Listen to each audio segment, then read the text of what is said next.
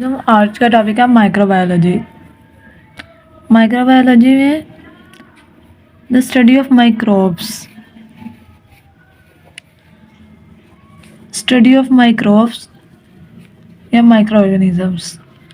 और सर ने एक और डेफिनेशन बताई थी जो सर ने अपने नोट्स पे कहीं लिखी थी, स्टडी ऑफ अनफोर्सिन। मतलब माइक्रो ऑर्गेनिजम्स की स्टडी को माइक्रोबायोलॉजी में स्टडी किया जाता है। माइक्रोबायोलॉजी की जो टॉपिक हम स्टार्ट करेंगे वो इंडस्ट्रियल माइक्रोबायोलॉजी है। इंडस्ट्रियल माइक्रोबायोलॉजी, इंडस्ट्रियल माइक्रोबायोलॉजी में पढ़ा जाएगा इंडस्ट्रियल एप्लीकेशन ऑफ माइक्रोब्स। मतलब माइक्रोब्स, वैसे तो स्टडी ऑफ माइक्रोब्स में बहुत सारी चीज़ें आ जाती हैं। ये माइक्रोब्स क्या होते हैं, माइक्रोब्स दिखते कैसे, उनकी शेप कैसी है, लाइफ साइकिल कैसा है, ये सब कुछ। लेकिन डायरेक्ट हम इंडस्ट्रियल माइक्रोबायोलॉजी से शुरू करते हैं, सर अमजद के टॉपिक से। Industrial application of microbes. Microbes क्या इंडस्ट्री से क्या ताल्लुक है? इंडस्ट्री में हम माइक्रोब्स को कैसे यूज़ करते हैं, उनको अपने फ़ायदे के लिए इंडस्ट्रीज़ में कैसे यूज़ किया जा रहा है माइक्रोब्स को। इंडस्ट्रियल एप्लीकेशन ऑफ माइक्रोब्स दो तरह की हैं। या तो माइक्रोब्स को यूज़ किया जाता है प्रोग्रेसिव यूज़ और एक है डीजनरेटिव यूज़। प्रोग्रेसिव यूज़ में माइक्रो ऑर्गेनिजम्स को यूज़ किया जाता है bye growing them. Use of microbes bye growing them, मतलब इंडस्ट्री में माइक्रो ऑर्गेनिजम्स को ग्रो करके उनसे फ़ायदा लिया जाता है। तो ये प्रोग्रेसिव यूज़ है। इसमें आ जाता है फर्मेंटेशन। फर्मेंटेशन के ज़रिए हम माइक्रो ऑर्गेनिजम्स का प्रोग्रेसिव यूज़ होता है। फर्मेंटेशन के ज़रिए अल्कोहल की सिंथेसिस हो सकती है, योगर्ट सिंथेसिस, इस तरह मुख्तलिफ चीज़ें फर्मेंटेशन है। लेकिन इंडस्ट्री, फार्मास्यूटिकल इंडस्ट्री की अगर हम बात करेंगे, फार्मास्यूटिकल इंडस्ट्री में प्रोग्रेसिव यूज़ कैसे हो रहा है, वो एंटीबायोटिक्स की सिंथेसिस, एंटीबायोटिक्स की सिंथेसिस मोस्टली, कि हम लोग पहले ग्रो करवाते हैं माइक्रो ऑर्गेनिजम्स को, ताकि फिर उनको पहले एंटीबायोटिक्स बनाने के लिए खुद ग्रो करवाया जाता है माइक्रो ऑर्गेनिजम्स को। तो ये प्रोग्रेसिव यूज़ में आता है। लेकिन डीजनरेटिव यूज़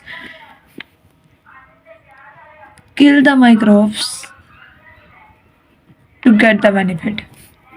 अब माइक्रो ऑर्गेनिजम्स को मार के हमने फ़ायदा लेना है, to get the benefit. Micro organisms को मार के फ़ायदा लेना है।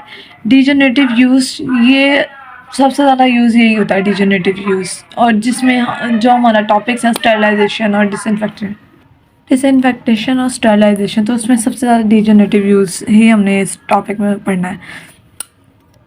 माइक्रो ऑर्गेनिजम्स को किल करके हम कैसे बेनिफिट ले सकते हैं कि हम माइक्रो ऑर्गेनिजम्स को किल करेंगे ताकि हमारी प्रोडक्ट स्टेराइल हो जाए। हमारी प्रोडक्ट या स्टेराइल हो जाए या बिल्कुल ही माइक्रोब फ्री हो जाए, या कम से कम पास्चराइज हो जाए कि माइक्रोब्स कम हो जाए एटलीस्ट। तो डीजनरेटिव यूज़ हॉस्पिटल्स में बहुत ज़्यादा यूज़ होता है कि फिनॉल वगैरह हम डालते हैं, डिसइंफेक्टेंट्स डालते हैं ताकि वहाँ से माइक्रोब्स ख़त्म हो जाए। जो भी हमने फार्मास्यूटिकल प्रिपरेशन तैयार करनी है उसके लिए भी डीजनरेटिव यूज़ बहुत ज़्यादा ज़रूरी है, क्योंकि स्टेलाइज जब तक नहीं होंगी तब तक उनको डायरेक्ट बॉडी में इंजेक्ट नहीं कर सकते। तो ये डीजनरेटिव यूज़ इस तरह। डीजनरेटिव यूज़ में इसमें जो स्टेराइल चीज़ें होती हैं वो सबसे ज़्यादा, स्टेराइल का मतलब होता है माइक्रोब फ्री। किसी भी चीज़, ये इसका लफ्ज़ी मतलब है माइक्रोब स्टेराइल, माइक्रोब फ्री, लेकिन इसका फ्री फ्रॉम वाइएबल माइक्रोब्स अगर ऑथेंटिक की जाए लफ्ज़ों में, फ्री फ्रॉम वाइएबल माइक्रोब्स। अब माइक्रोब्स हैं लेकिन अगर वो वाइएबल नहीं है, वाइएबल का मतलब है कि रिप्रोडक्शन की कैपेसिटी नहीं है उनमें, अब वो रिप्रोड्यूस नहीं कर सकते, और रिप्रोड्यूस नहीं कर सकते तो ऐसा ऐसा वो मरना शुरू हो जाते हैं। तो फ्री फ्रॉम वाइएबल माइक्रोब्स, या माइक्रोब्स हैं किसी चीज़ में लेकिन वो डेड है, तो उसको भी स्टेराइल ही कहते हैं। स्टेराइल सबसे ज़्यादा करने की किन चीज़ों को ज़रूरत पड़ती है? इंजेक्टेबल्स और ऑप्थेल्मिक्स। इंजेक्टेबल्स को पैर एंट्रल्स भी कहते हैं। और एंट्रल्स, पैर का मतलब अवे होता है, और enteral oral cavity, enteral route, मतलब जो चीज़ एंट्रल रूट से ना दी जाए, जिसको दूसरे तरीके से दी जाए, तो वो पैरेंट्रल। तो पैरेंट्रल्स और ऑप्थेल्मिक्स, ऑप्थेल्मिक्स में आई से रिलेटेड चीज़ें आ जाती हैं। अब इनको स्टेराइल ही क्यों किया जाता है? इंजेक्टेबल स्टेराइल इसलिए होता है क्योंकि इंजेक्टेबल्स डायरेक्ट हमारे ब्लड स्ट्रीम में जाना होता है, और जो चीज़ डायरेक्ट ब्लड में जाती है, ब्लड के अंदर इतने डिफेंसिव मैकेनिज्म नहीं है जितने हमारे जीआईटी में है। अगर हम जीआईटी की बात करें तो जीआईटी से गुजरते गुजरते सबसे पहले ओरल कैविटी से किसी भी चीज़ ने गुजरना है। जब वो ओरल कैविटी से गुजरेगा, यहाँ पे सलाइवा है, सलाइवा के पास डिफरेंट किस्म के एंजाइम्स हैं, और सलाइवा की अपनी पीएच भी एसिडिक होती है, 6.2 से 4 के दरमियान होती है। तो एसिडिक पीएच की वजह से कुछ चीज़ें जो माइक्रोब्स हैं वो यहीं कील हो जाएंगे। ओरल कैविटी से आगे जाते हुए ऑइसोफेगस से जाते हुए, ऑइसोफेगस में तो खैर इतना खास काम नहीं होता। आगे स्टमक, स्टमक सर कहते हैं एसिड की बोतल है, इसकी पीएच 1.2, इतनी ज़्यादा पीएच है कि पीएच इतनी कम है कि ये अगर हमारे स्किन पे गिर जाए एसिड तो स्किन से दूसरी साइड पे निकल जाएगा, हाथ की एक सतह से दूसरी सतह पे, मतलब ये इतनी कम पीएच है। आज मोस्टली माइक्रोब्स यहीं भी मर जाते हैं कि HCl का एक काम यही भी होता है माइक्रोब्स के लिए। अब जो स्टमक से भी बच गए हैं, जो इतनी कम पीएच पे भी लैंड कर गए हैं, जो हाई पीएच में मरते हैं, तो उनके लिए अल्लाह ताला ने इंतज़ाम रखा है इंटेस्टाइन में। स्मॉल इंटेस्टाइन की पीएच अल्कलाइन है, जो अल्कलाइन में डेड होते हैं वो अल्कलाइन में डेड हो जाएंगे। तो इस तरह जो इस रूट के ज़रिए, इस रूट के बाद भी जाना किससे, इंटेस्टाइन से एब्जॉर्प्शन कहाँ होनी है, ब्लड में, एंड पे ब्लड में जाएंगे, मतलब स्टेरिलाइजेशन हो चुकी होती है तब तक। हमारी बॉडी, ये जो टैबलेट्स कैप्सूल्स वगैरह होते हैं, ये स्टेराइल नहीं होते। ये स्टेराइल इसीलिए नहीं होते क्योंकि इन्होंने जीआईटी से गुजरना होता है। जीआईटी रूट में पहले से ही अल्लाह ताला ने बहुत से मैकेनिज्म रखे हुए हैं कि जिसके ज़रिए स्टेरिलाइजेशन हो जाती है, खुद ब खुद हो जाती है, ब्लड में जाने से पहले वो चीज़ माइक्रो फ्री हो जाती है। लेकिन जो चीज़ हम लोगों ने डायरेक्ट ब्लड में इंजेक्ट करनी है तो वो माइक्रो फ्री होनी चाहिए, क्योंकि अगर वो माइक्रो फ्री नहीं है, माइक्रो फ्री ना होने का मतलब है कि हम लोग खुद अच्छे खासे माइक्रोब्स अंदर जा रहे हैं। माइक्रोब्स आने का मतलब है इन्फेक्शन, कि हम पहले वाले इन्फेक्शन को ठीक करने के लिए, जिस भी चीज़ को ठीक करने के लिए कोशिश करें और वो इन्फेक्शन ही कॉज कर दे। और जो इंजेक्टेबल्स हैं ये अनकॉन्शियस लोगों के लिए बनाए गए थे, या हॉस्पिटल है,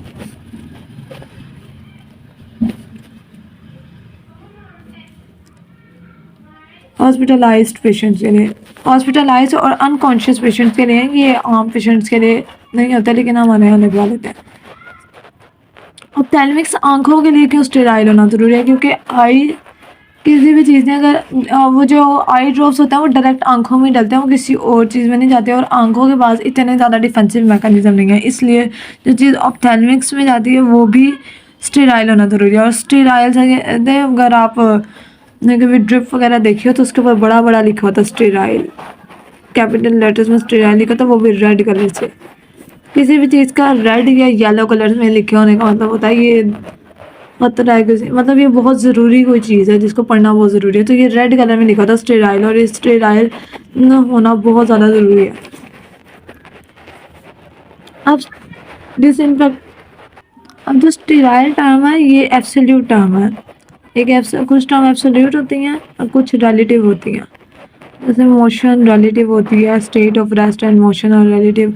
या फिजिक्स में हमने पढ़ा था कि एक चीज़ का दूसरे से अगर कंपैरिजन करके बताया जाए कि ये ऐसे है, ये ऐसे है, तो वो रिलेटिव में आता है। लेकिन अगर दो चीज़ों का कंपैरिजन नहीं है कि ये ऐसे ही है, या तो कोई चीज़ स्टेराइल है, एब्सोल्यूट में दो ही कंडीशन होती हैं, या यस होता है या नो होता है, इसमें दरमियान वाली कंडीशन नहीं होती। या कोई चीज़ स्टेराइल है या नहीं है, दरमियान वाली कंडीशन नहीं है कि ये लेस स्टेराइल, ऐसी कोई टर्मिनोलॉजी होती ही नहीं है। या कोई चीज़ स्टेराइल है या नहीं है।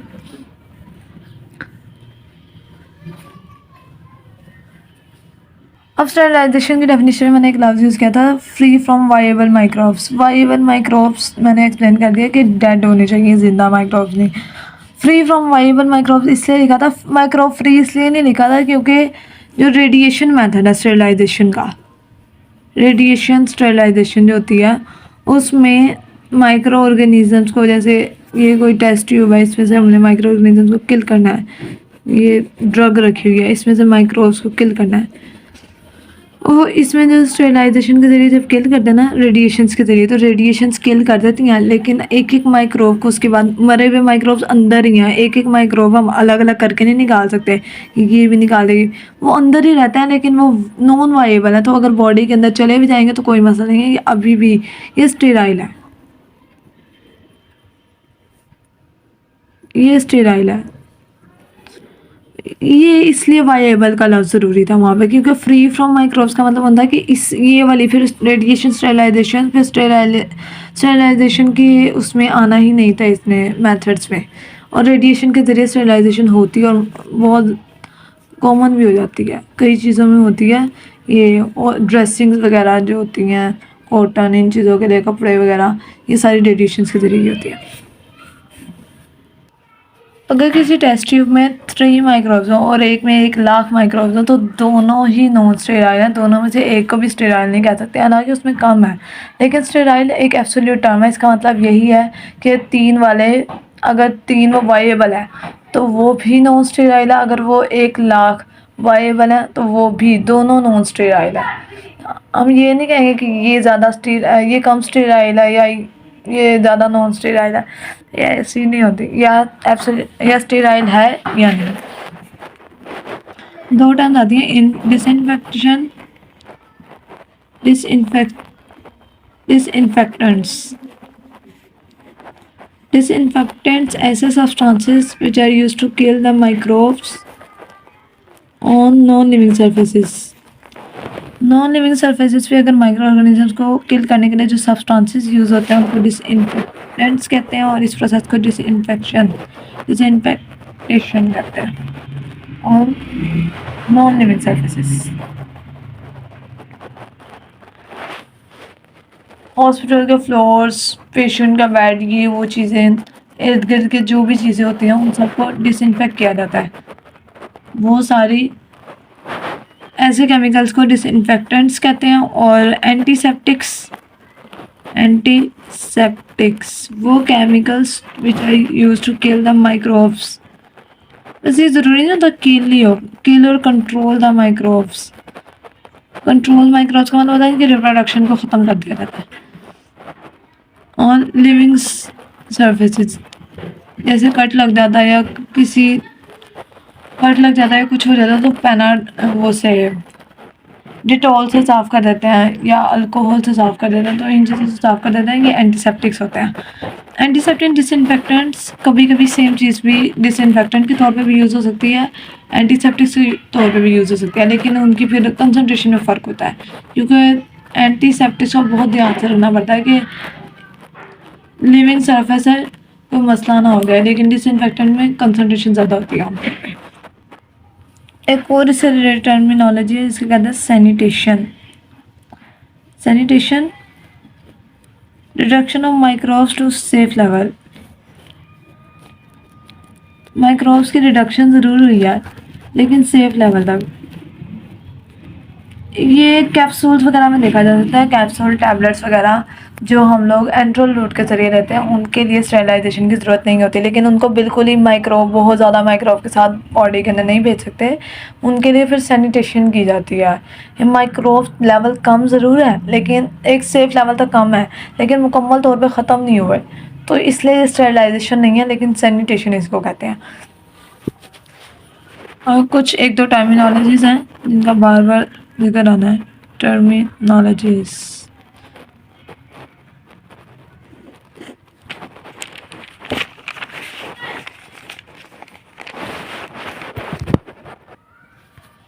पहली टर्मिनोलॉजी है bio burden. Bio mean life, burden बोझ, मतलब concentration of microbes in a specific material, concentration of microbes in specific population. एक स्पेसिफिक पॉपुलेशन में, एक स्पेसिफिक जगह पर, एक स्पेसिफिक मटेरियल में जो माइक्रोब्स की कंसंट्रेशन है कि कितने माइक्रोब्स हैं, उसको बायोबर्डन कहते हैं। पॉपुलेशन या मटेरियल, ये माइक्रोब्स हैं कितने प्रेजेंट, बायोबर्डन। दूसरा है डेथ, माइक्रो ऑर्गेनिज्म की death, irreversible loss of ability to reproduce. Micro organisms की डेथ के लिए ज़रूरी नहीं होता उनको बिल्कुल ही ख़त्म कर दिया जाए। उनका डेथ का दूसरा मतलब ये भी होता है कि उनकी रिप्रोडक्शन को ख़त्म कर दिया जाए। रिप्रोडक्शन एक बैक्टीरिया की लाइफ कितने हो सकती है, चंद घंटे, चंद मिनट, इस हिसाब से ही हो सकती है ना, या चंद दिन हो जाएगी, उसके बाद तो उसने मरना ही मरना है। लेकिन वो ख़तरनाक क्यों है? वो ख़तरनाक इसलिए क्योंकि वो अब मरने से पहले मतलब डिवाइड कर जाते हैं, 1 से 2 में, 2 से 4, 4 से फिर आगे डिवाइड करते जाते हैं। 4 से वो 16 होते हैं, 8 नहीं, वो आगे डिवाइड करते जाते हैं। बस इसका मसला ये है, अगर वो डिवाइड करने की ही एबिलिटी ख़त्म हो जाए तो उन्होंने ख़त्म ही हो जाना। ये इसी को डेथ कहते हैं, irreversible loss of ability to reproduce. बड़े जानदारों में मारना ज़रूरी होता है क्योंकि उनका लाइफ का कुछ नहीं पता होता कि कितने साल कोई जी सकता है, कई कई कई साल। लेकिन इन लोगों को पता है माइक्रोब्स मैक्सिमम कितनी ज़िंदगी हो सकती है इनकी, दिनों तक मुहित होती है। और कंट्रोल, एंटीबायोटिक्स ज़रूरी नहीं होता कि वो डेथ ही करें, वो कंट्रोल भी करती हैं। तो ये 2 तरह की एंटीबायोटिक्स होती हैं। कंट्रोल, रिडक्शन इन नंबर या एक्टिविटी ऑफ माइक्रोब्स, मतलब जो ग्रोथ एबिलिटी है उसको कम किया गया और नंबर में कम किया गया है, लेकिन बिल्कुल ही ख़त्म नहीं हुए। इससे सिर्फ कंट्रोल होते हैं, कंट्रोल करके फिर मारा जाता है। माइक्रो ऑर्गेनिजम्स की एक खूबी है, ये करते हैं एक्सपोनेंशियल काम। अगर इनकी जो ग्रोथ होनी है वो भी एक्सपोनेंशियल होनी है, तो जो डेथ होती है इनकी वो भी एक्सपोनेंशियल होती है। एक्सपोनेंशियल डेथ,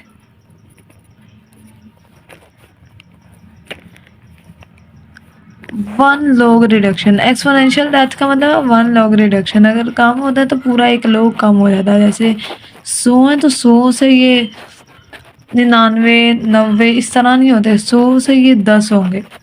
इसको कहते हैं लॉग रिडक्शन या एक्सपोनेंशियल डेथ। और अगर बढ़ना है तो बढ़ना भी नहीं, ऐसे 10 से 100 होंगे, 100 से 1000 होंगे, एक ज़ीरो बढ़ता जाता है। और कम होते हुए भी अगर डेथ हो रही है तो वो ही ज़ीरो कम होता है। देखिए यहाँ 100 से अगर 10 हुआ है तो डेथ कितने की हुई होगी?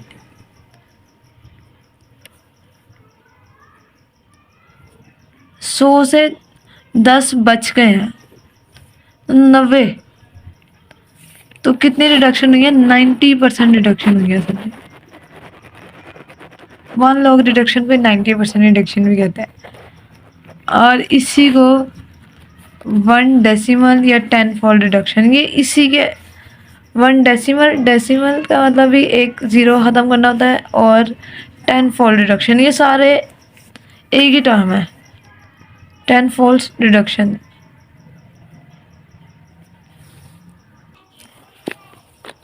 अगर एक स्पेसिफिक टाइम में, अगर टाइम ले लेते हैं मिनट्स में, और मिनट में माइक्रोब अगर डिवाइड कर रहा है 1 2 3 ऐसे ही ले लेते हैं, डेथ्स देखते हैं, डेथ पर मिनट कितने मिनट में, और नंबर ऑफ सर्वाइवर्स, बचने वाले कितने हैं, जंग लड़ने वाले। अब 0 टाइम मिनट भी अभी फ़िलहाल के लिए कोई डेथ शुरू नहीं हुई तो डेथ 0 है, और नंबर ऑफ सर्वाइवर्स 10 की पावर 6 है। अच्छा वहाँ से सर्वाइवर है 1 लाख से हमने ले लिया। अब सर्वाइवर एक इतने टाइम के बाद, 1 मिनट के बाद अगर सर्वाइवर 1 लॉग रिडक्शन होगी तो एक ज़ीरो कम हो गया, 10 की पावर 5 रहेगी, और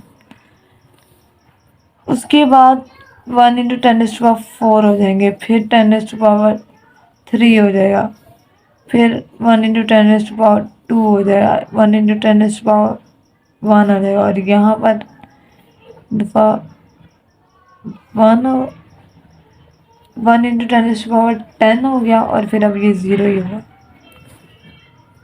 यहाँ पर देखिए डेथ कितनी हुई है, 9 इंटू 10⁻5। जीरोस पूरे कर लें, 1 2 3 4 5 6, 1 2 3 4 5, 2 3 4 5। तो यहाँ से इसको माइनस करके देखना, यही आएगा वैल्यू। फिर number of deaths 10⁻4। Number of deaths depend करता है कि शुरू में इनिशियल कंसंट्रेशन क्या थी। ये बिल्कुल हाफ लाइफ की तरह ही है। जैसे पहली हाफ लाइफ में बहुत ज़्यादा कम हो जाता है मटेरियल, लेकिन उसके बाद सेकेंड हाफ लाइफ में मटेरियल जितना रह जाता है उसका आधा होता है, फिर जितना रह जाता है उसका आधा हो जाता है। तो ये भी वही सीन चल रहा है कि डेथ उसके मुताबिक ही होगी कि जितने सर्वाइवर्स हैं डेथ भी उसके मुकाबले में ही होती है हमेशा। ये हाफ लाइफ जैसे ही चलते हैं। अगर इनिशियल सर्वाइवर्स ही कम है तो मरने वालों की भी तादाद कम होगी, मरने वाले भी ज़्यादा नहीं होंगे। अगर शुरू में सर्वाइवर्स ज़्यादा हैं तो मरेंगे भी ज़्यादा। जैसे जंग शुरू हुई है अभी बहुत सारे सिपाही खड़े हैं, एकदम से जब जंग शुरू हुई तो पहले बहुत ज़्यादा अमवात होती हैं, उसके बाद कम होती रहती हैं वक्त के साथ साथ। तो ये ऐसे ही है कि इनिशियल कंसंट्रेशन ज़्यादा होती है तो इनिशियल डेथ्स भी ज़्यादा होंगे, लेकिन अगर इनिशियल कंसंट्रेशन कम है तो इनिशियल डेथ्स भी फिर कम ही होती हैं। ये इसलिए डेथ पर मिनट भी वक्त के साथ साथ कम ही हो रही है, क्योंकि माइक्रोब्स ही तो कम रह रहे हैं ना।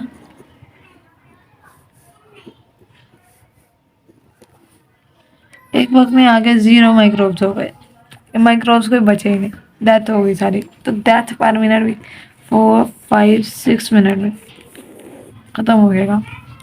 ये देखना पड़ता है वक्त के साथ साथ आहिस्ता आहिस्ता माइक्रोब्स पॉपुलेशन कम होती जाती है, और ये साइकिल्स पे डिपेंड करता है कि माइक्रोब्स कितने, सर्वाइवर्स कितने और डेथ कितने टाइम पे हो रही है।